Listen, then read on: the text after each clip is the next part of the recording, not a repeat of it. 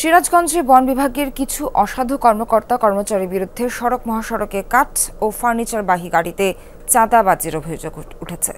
এক জেলা থেকে আরেক জেলায় ব্যবসায়ীদের কাঠের আসবাবপত্র পরিবহনের জন্য ট্রানজিট পাস দেওয়ার ক্ষেত্রে ফি নেয়ার বিধান না থাকলেও চলছে টাকা আদায়।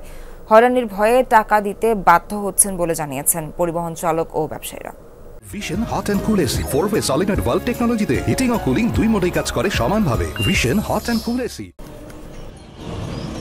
সিরাজগঞ্জ কাজীপুর আঞ্চলিক সড়কের রহমতগঞ্জ এলাকা। কাঠের তৈরি ফার্নিচারবাহী পিকআপ বা ট্রাক থেকে টাকা আদায়ের এই চিত্র প্রতিদিনের। সড়কে প্রকাশ্যে চাঁদাবাজির সাথে জড়িতরা কোনো রাজনৈতিক দলের নয়, খোদ বন বিভাগেরই কর্মকর্তা কর্মচারীদের লোক তারা। এক জেলা থেকে আরেক জেলায় ব্যবসায়িক উদ্দেশ্যে গ্রামীণ কাঠের ফার্নিচার নিতে হলে বনজ দ্রব্যের হস্তান্তরকরণ পাস বা ট্রানজিট পাস নিতে হয় বন বিভাগ থেকে।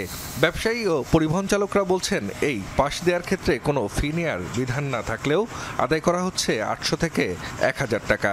রহমতগঞ্জ ছাড়াও ফকিরতলা, কাজীপুর মোড় ও ঝাওয়েল পয়েন্টে পাস দেওয়ার নামে চলছে চাঁদাবাজি। অন্য জেলা থেকে আসা গাড়িতে পাস থাকলেও আদায় করা হয় 300 টাকা করে। টিভিতে আমার তো নিচে 1000 টাকা করে। এই টাকাটা কারা নেয়? এটা ফরেস্টের অফিস নেয়। 800 টাকা করে নেয়।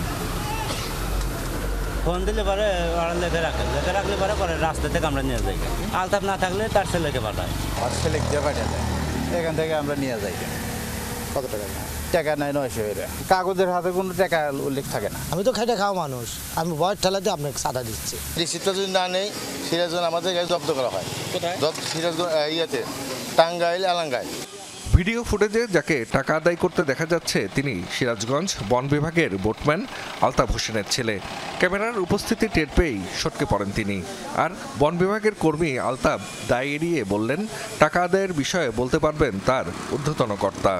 যে আমার অথরিটি আছে, সে আমাকে যা বলবো আমার করতে বাধ্য, না করলে পরে আমার ফল্টে ফেলাইব। এই টাকাগুলো কি করেন? উনি জানেন, ওই রেঞ্জ অফিসের ভারপ্রাপ্ত কর্মকর্তা উনি জানেন। এই টাকা পয়সা নেয় না কি নেয়, কাগজ কেউ দেয়, সব উনি বলতে পারবো। তবে অভিযোগ অস্বীকার করেছেন বন বিভাগের ভারপ্রাপ্ত কর্মকর্তা।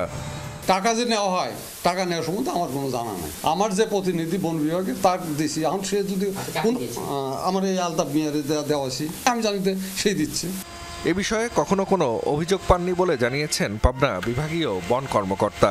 তদন্ত করে ব্যবস্থা নেয়ার আশ্বাস তার। ট্রানজিট পারমিট নেওয়ার ক্ষেত্রে টাকা নেওয়ার কোনো সুযোগ নাই। যে অভিযোগটা আমি শুনলাম, আমি এ ব্যাপারে তদন্ত করব এবং খুব দ্রুতই এটার সুরাহা হবে ইনশাআল্লাহ। সিরাজগঞ্জে সড়ক মহাসড়কে কাঠ ও ফার্নিচারবাহী গাড়ি থেকে প্রতিদিন প্রায় লাখ টাকার চাঁদা আদায় হয় বলে জানিয়েছেন ব্যবসায়ীরা। জাহিদ হাসান, যমুনা নিউজ।